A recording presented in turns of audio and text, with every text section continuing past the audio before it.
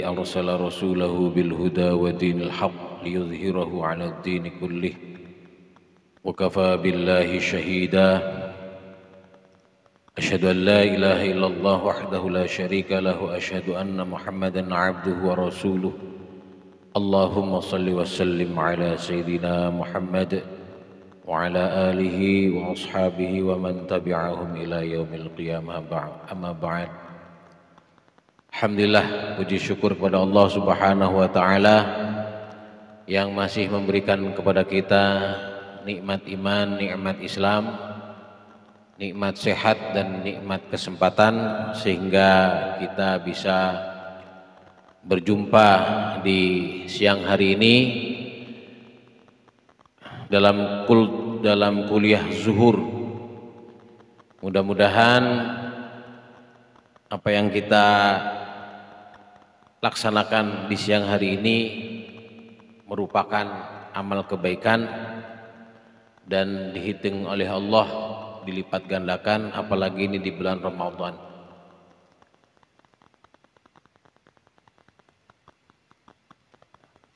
Dalam surah Al-Baqarah disebutkan Alif Lam Mim dzalikal kitabu la raiba fihi hudal lil muttaqin alladzina yu'minuna bil ghaib wa yuqimuna shalah wa mimma razaqnahum yunfiqun.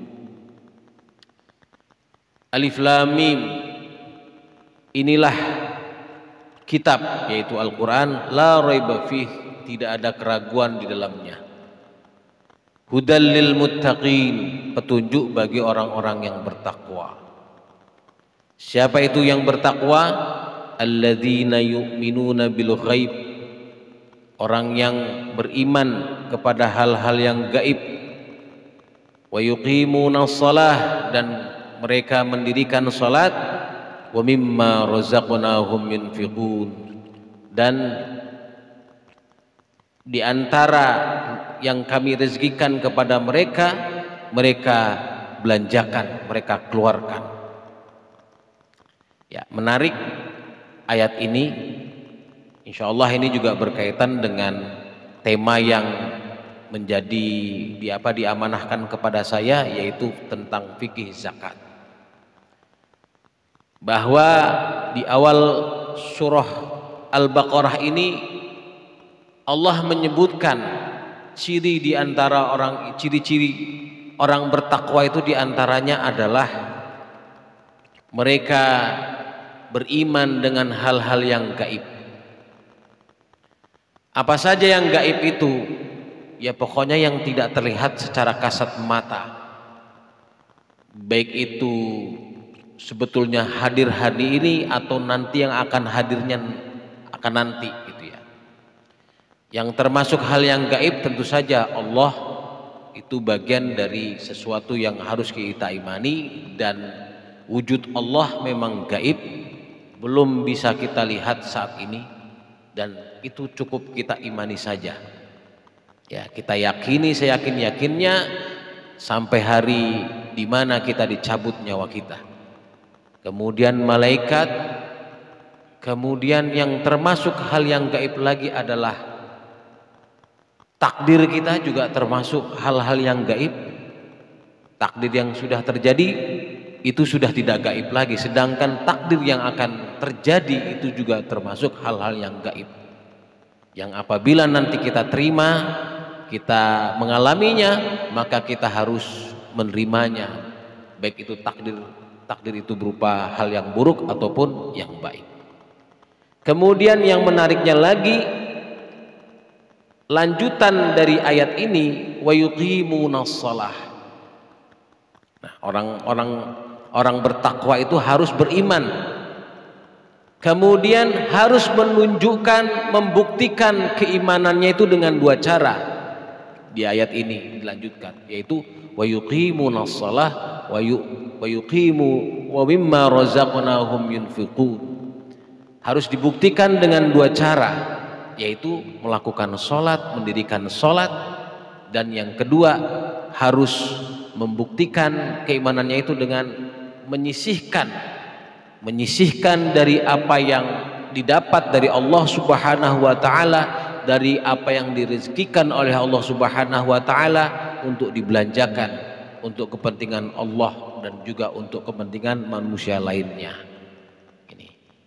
Jadi dalam konsep Islam, iman itu penting tapi harus dibuktikan, yaitu dengan cara sholat dan diantaranya berzakat, bersedekah, berinfak. Ketika kita mengerjakan sholat, disitulah hablum minallah. Hablum minallah. Sangat penting dalam Islam itu. Hubungan kita kepada Allah. Harus kita jaga. Harus kita jaga sampai kapanpun, dimanapun, dalam keadaan apapun. Dalam keadaan sempit atau lapang, harus kita jaga hablum minallah itu. Kemudian yang tidak kalah penting adalah hablum minan nas, yang diwakili dengan kata-kata wa mimma razaqnahum yunfiqun. Mereka membelanjakan dari apa yang direzekikan Allah sebagiannya. Nah, berkaitan dengan pembuktian yang kedua ini, insyaallah kita akan mulai hari ini. Insya Allah nanti mungkin tiap hari Rabu saya dapat amanah di sini untuk menjelaskan tentang fikih zakat. Ya. Berkaitan dengan sesuatu yang dikeluarkan dari harta kita, itu ada 3 hal yang sering kita dengar, yang disingkat dengan ZIS, zakat, infak, dan sedekah. Apa itu zakat? Apa itu infak? Apa itu sedekah? Ini perlu kita pahami, gitu ya. Pertama kita bahas dulu tentang infak tadi. Sebagaimana tadi disebutkan dalam surah Al-Baqarah ayat ayat ketiga. Ya. Infak itu adalah mengeluarkan atau membelanjakan, artinya infak. Menghabiskan artinya. Jadi segala sesuatu yang diberikan oleh Allah itu tidak semuanya menjadi milik kita, ya, tetapi sebagiannya itu adalah harus diberikan kepada orang lain, harus dibelanjakan di jalan Allah, ya. Nah, dalam konsep Islam yang disebut rezeki itu bukan hanya harta, badan yang sehat juga itu bagian dari rezeki. Teman yang baik adalah rezeki. Waktu yang senggang itu juga adalah rezeki. Ya.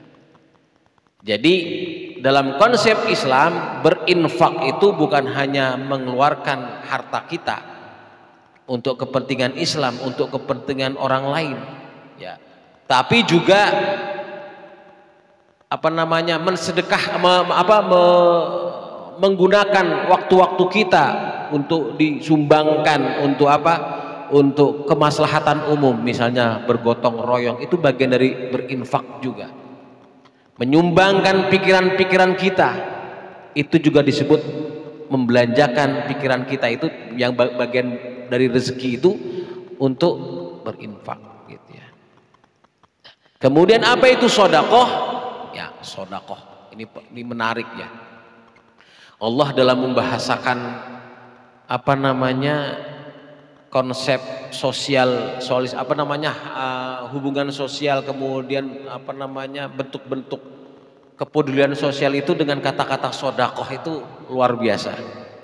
Sedekah itu berasal dari kata-kata sadaqa yasduqu, yang artinya benar. Dari kata-kata ini nanti akan muncul saddaqa yusaddiqu, tasdiqan, siddiqan. Abu Bakar As-Siddiq. Nah, itu ya. Shadaq itu artinya benar, jujur, selalu dalam kebenaran. Sebagaimana gelarnya Abu Bakar, yaitu As-Siddiq. Karena apa?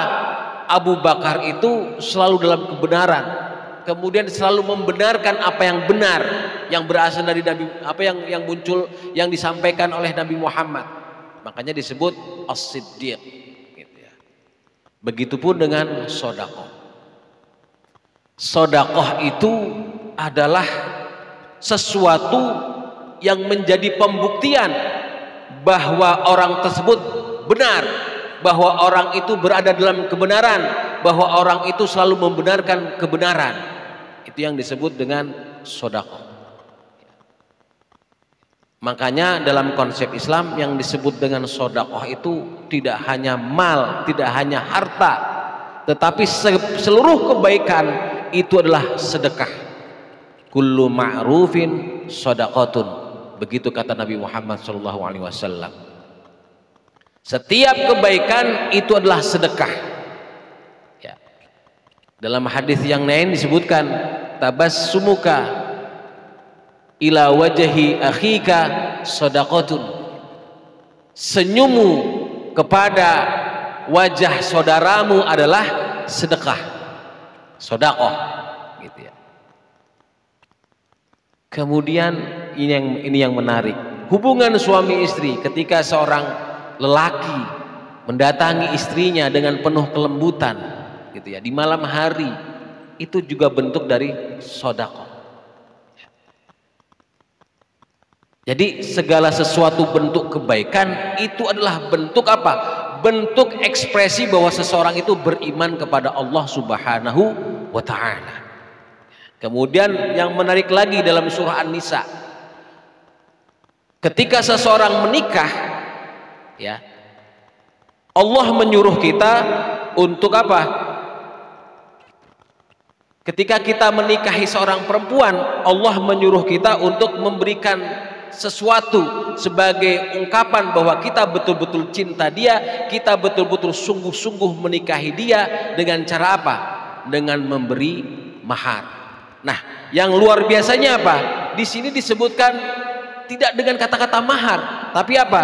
Wa atun nisa shadaqatihinna nihlah. Berikanlah kepada perempuan-perempuan itu shadaqatihinna nihlah. Mahar, sebagai bentuk bahwa untuk sebagai pemberian, gitu. Jadi mahar itu sekali lagi ini perlu juga ya, perlu diketahui bagi yang belum menikah ya. Mahar itu bukan simbol kita memberikan kepada perempuan bahwa kita ini, tetapi yang lebih penting lagi, mahar itu adalah bentuk kesungguhan kita bahwa kita benar-benar menikahi dia, maka kita pun harus memberikan kepada perempuan itu sesuatu yang memang berharga. Ya. Nggak cuman ecek-ecek seperangkat alat sholat, gitu ya. Dengan mahar seperangkat alat sholat dan kitab Al-Quran misalnya. Ya. Kalau seseorang itu bisa mengamalkan Al-Quran kemudian dilaksanakan di dalam rumah tangganya, nggak apa-apa, bagus saja. Tetapi dia tidak mempunyai efek ekonomi sama sekali.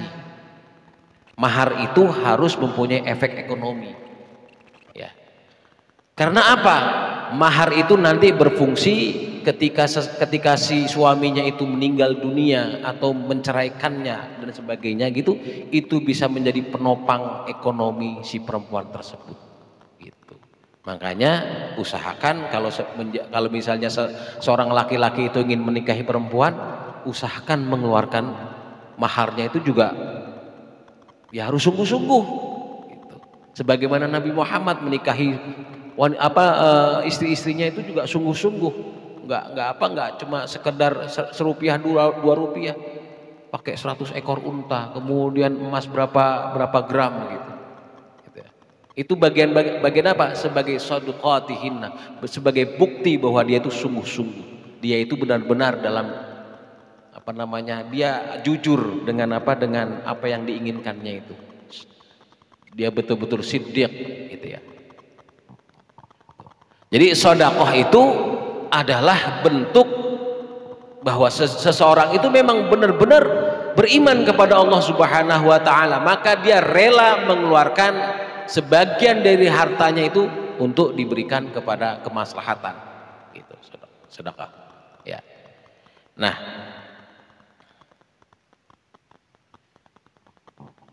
Tetapi nanti dalam perkembangannya infak itu dan sodakoh itu ada yang wajib, ada yang sunnah, ada yang ketika dikeluarkan itu dengan terpaksa. Nah, bentar.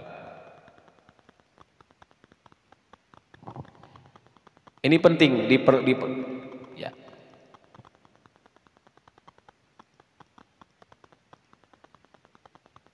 Jadi nanti ketika berbicara tentang sodakoh, ya, ada yang wajib, sodakoh yang wajib, yang kemudian di dalam Islam dikenal sebagai zakat. Zakat. Ya. Allah mengambil sodakoh dari orang-orang beriman itu, kemudian dinamakan sebagai zakat, itu punya fungsi. Fungsinya itu sebagai pembersih dari harta-harta mereka. Ya, gitu. Makanya dalam surah At-Taubah disebutkan, khudz min amwalihim shadaqatan tutahhiruhum wa tuzakkihim biha wa shalli alaihim. Ambillah dari harta-harta mereka, yaitu orang-orang kaya gitu apa? Shadaqatihinna. Sedekah-sedekah mereka. Maksudnya apa? Bukan sedekah di sini tapi zakat. Karena apa? Allah Subhanahu wa taala memerintahkan Nabi Muhammad itu disuruh mengambil, khudz. Bisa dikatakan kalau misalnya mengambilnya itu dengan cara baik-baik, itu tidak seperti paksaan. Tapi ketika orang tersebut tidak mau menyerahkan hartanya sebagai bentuk zakat, maka harus khudz, ambil, paksa. Makanya dalam sejarah, ya, setelah Nabi Muhammad meninggal dunia, itu di eranya Abu Bakar As-Siddiq pernah mengirimkan pasukan kepada suatu kaum untuk memerangi orang-orang tersebut gara-gara mereka nggak mau mengeluarkan zakat-zakat mereka. Ya, jadi zakat itu ketika suatu kaum itu nggak mau mengeluarkannya boleh dipaksa. Makanya dalam Al-Quran itu disebutkan dengan kata-kata khudz, ambil. Ya. Itu apa kata kerja perintah, disuruh ambil. Gitu ya. Artinya ketika yang diperintahkan itu, yang disuruh mengerjakan untuk mengambil itu seorang penguasa, maka dia boleh mengeluarkan apa? Undang-undang tentang zakat, kemudian membentuk lembaga yang digunakan untuk menghimpun, mengumpulkan, bahkan untuk mengetuk setiap pintu untuk mengeluarkan zakat yang diperbolehkan seperti itu. Ya.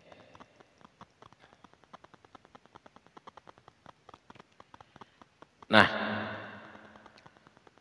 kemudian ketika berbicara kepada infak, ya, sebetulnya ketika Allah memerintahkan untuk menginfakkan sebagian dari harta, itu disebutkan dalam surah Al-Baqarah ayat 219 disebutkan, yas'alunaka madza yunfiqun qulil afu. Mereka bertanya tentang harta yang harus diinfakkan, yang harus dibelanjakan. Maka kata Allah, qulil afu, katakan bahwa yang diinfakkan itu cukup yang afu. Yang afu itu apa?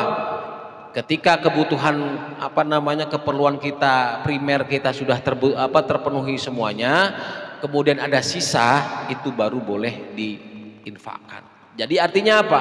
Ketika kita berinfak, jangan sampai itu mengganggu hal-hal primer kita. Ya, primer kita. Tapi ini bagi orang yang umum. Tapi kalau untuk orang-orang yang sudah mempunyai keimanan yang luar biasa, dia nggak peduli kebutuhan primernya sudah terpenuhi atau tidak. Pokoknya ketika ada panggilan untuk berinfak, dia akan berinfak sebanyak-banyaknya, gitu ya. Gitu. Kemudian untuk berbicara tentang infak itu juga mirip dengan keumumannya sedekah. Ya. Kalau sedekah tadi semua kebaikan itu disebut dengan sedekah dalam konsep Islam. Infak begitu juga, semua yang dikeluarkan, dibelanjakan seseorang dari hartanya untuk kebaikan itu disebut dengan infak, gitu ya, infak. Seorang suami membelanjakan hartanya untuk memberi untuk membeli perkara-perkara dapur diberikan kepada istrinya, itu disebut dengan infak. Seorang suami ketika membelanjakan sebagian hartanya untuk membeli apa, membelikan anak-anaknya pakaian, memberikan makan anak-anaknya, itu disebut dengan infak. Nah, untuk hal yang ini infak tersebut menjadi kewajiban. Wa 'alal mauludati lahu rizquhunna wa kiswatuhunna bil ma'ruf dalam surah An-Nisa. Dan kepada kaum bapak, orang-orang ya, kepada ayah-ayah itu ya, maka mereka mempunyai kewajiban untuk memberikan apa? Untuk memberikan rizki, kemudian memberikan pakaian bil ma'ruf, dengan apa? Dengan cara yang baik gitu. Ya. Sampai jam berapa nih? Gitu. Takutnya kelamaan. Sudah sekitar 30 menit. Ya. Oke.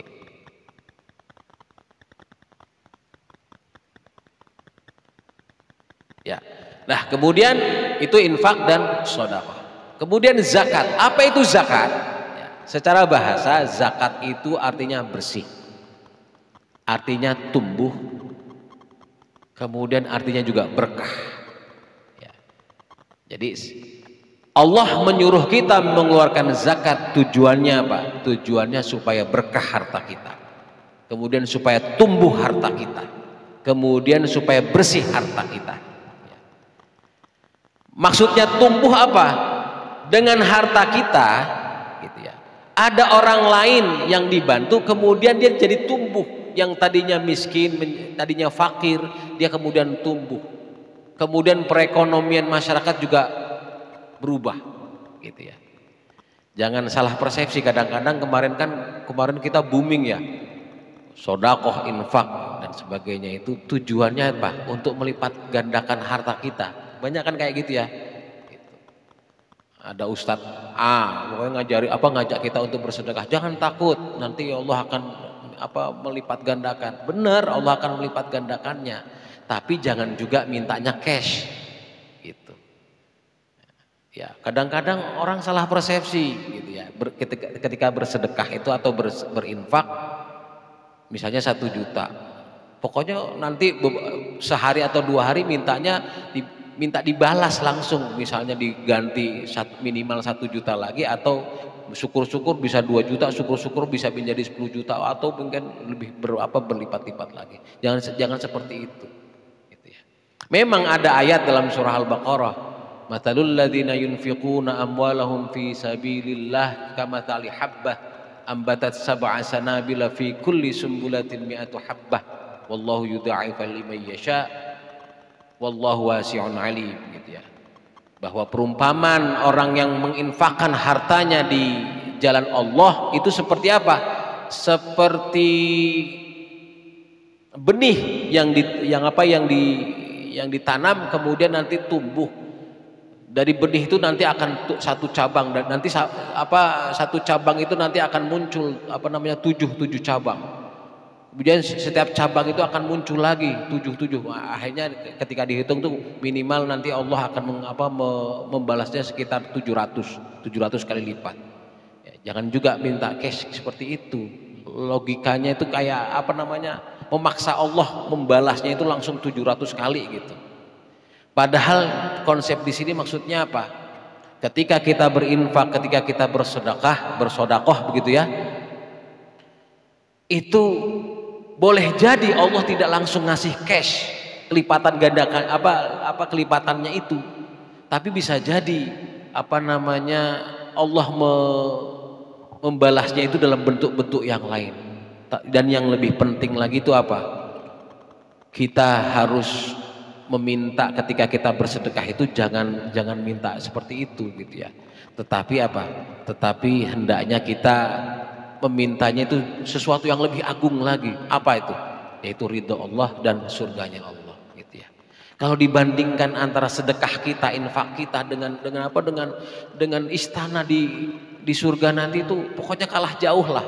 Kita tuh sedekah kita itu seperti pasir gitu ya, dibandingkan dengan kenikmatan yang disediakan oleh Allah di surga nanti gitu ya. Itulah yang disebut dengan Allah melipat gandakan. melipat gandakan apa yang kita infakkan itu dengan cara seperti itu diantaranya. Nah, cuman kebanyakan kemarin banyak orang yang mempropagandakan, memprovokasi orang-orang untuk bersedekah dengan cara itu. Akhirnya apa? Banyak orang yang bersedekah, beramal, beribadah itu tujuannya untuk tujuan-tujuan dunia. Gitu. Padahal itu nggak boleh.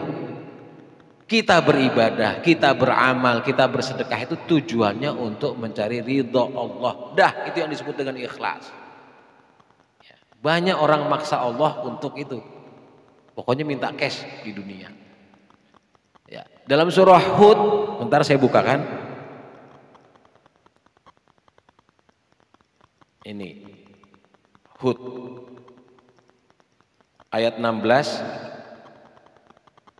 A'udzubillahi minasyaitonir rajim.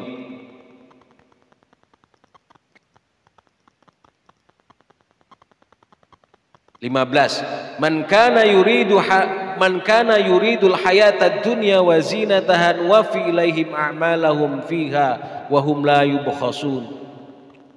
Barang siapa yang menginginkan kehidupan dunia wa zinataha dan perhiasannya, nuwaffi ilaihim, Allah akan mencukupkannya itu.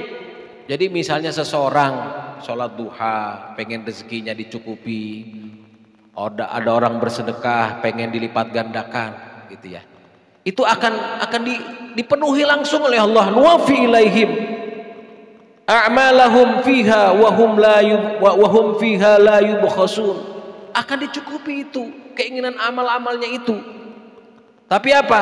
Wa hum fiha la yubkhasun, tapi nanti mereka akan terhapus itu. Tujuan apa namanya, cuma didapat di dunia saja dia dapatnya itu.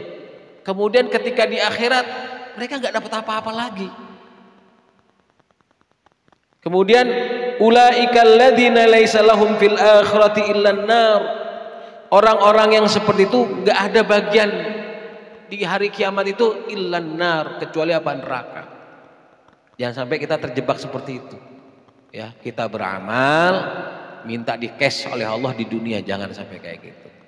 Makanya di zaman para sahabat itu pernah ada kisah itu, Abdurrahman bin Auf ya, ketika dia makan kurmanya itu kurma ajwa yang baru baru dipetik itu kan enaknya bukan main.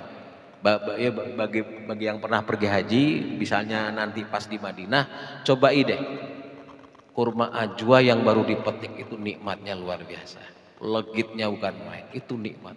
Nah, ketika itu Abdurrahman bin Auf ketika makan tuh langsung nangis.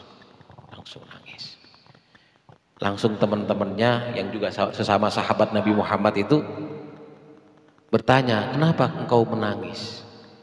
Aku menangis teringat dengan Nabi Muhammad SAW.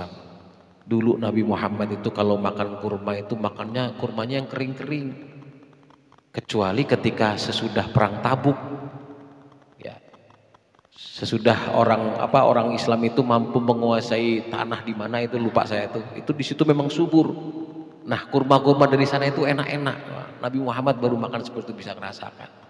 Nah, aku sekarang ini tiap hari makannya kurma seperti ini. Aku khawatir. Khawatir apa? Apa namanya? Nanti di akhirat aku nggak dapat apa-apa kecuali sudah dibayar oleh Allah ini dengan kehidupan yang enak di dunia. Aku khawatir seperti itu. Kayak gitu. Makanya orang-orang zaman sahabat itu ketika beramal betul-betul orientasinya itu betul-betul cari ridho Allah, bukan nggak minta-minta yang kayak gini-gini gitu. Ya kan sekarang ini kan di zaman sekarang itu kan banyak ya dulu ustadz-ustadz yang kayak gitu ya. Jangan sampai kayak gitu. Ini peringatan supaya kita bisa betul-betul meluruskan setiap amal kita, tahajud kita kah, sholat duha kita kah, puasa kita kah, termasuk puasa-puasa Ramadan, puasa-puasa sunnah. Banyak nih ya orang yang misalnya pengen naik jabatan misalnya. Ada yang ketika konsultasi sama seorang ustadz, udah kalau kamu pengen seperti itu coba kamu puasai itu. Siapa tahu Allah memberikan kemudahan dengan cara kamu berpuasa Ramadan. Akhirnya apa? Orientasi puasanya itu apa? Untuk mengejar naik jabatan. Gitu. Itu bahaya seperti itu. Allah akan ngasih itu jebret langsung di dunia. Tapi apa? Ketika di akhirat gak dapat apa-apa. Ini bahaya. Nah, sebelum kita membahas tentang sedekah, infak, zakat, ini yang penting ini seperti ini, ditanamkan betul-betul konsep tentang ikhlas kepada Allah dalam setiap amal kita, dalam setiap sedekah-sedekah kita, seperti itu. Ya, ini mungkin yang bisa saya sampaikan. Nanti akan dibahas lagi tentang fikih zakat. Apa itu zakat? Zakat terbagi menjadi berapa, gitu ya. Kemudian kadarnya, apa itu nisab, gitu ya. Kemudian termasuk zakat tambang, bagaimana ngitungnya, gitu ya. Kemudian nanti perolehan zakat itu harus diberikan kepada siapa saja. Yang disebut dengan 8 asnaf dalam surah Al-Baqarah, dalam surah At-Taubah itu disebutkan bahwa zakat itu atau sedekah itu diberikan kepada 8 asnaf, 8 golongan, siapa saja itu. Ya, insya Allah nanti akan disampaikan pada pertemuan-pertemuan di Rabu yang akan datang. Insya Allah, mudah-mudahan kita dapat dipanjangkan umur oleh Allah. Kemudian yang terutama, mudah-mudahan kita bisa memfokuskan setiap amal kita itu betul-betul untuk mencari ridha Allah Subhanahu wa taala. Billahi taufiq wal hidayah. Assalamualaikum warahmatullahi wabarakatuh.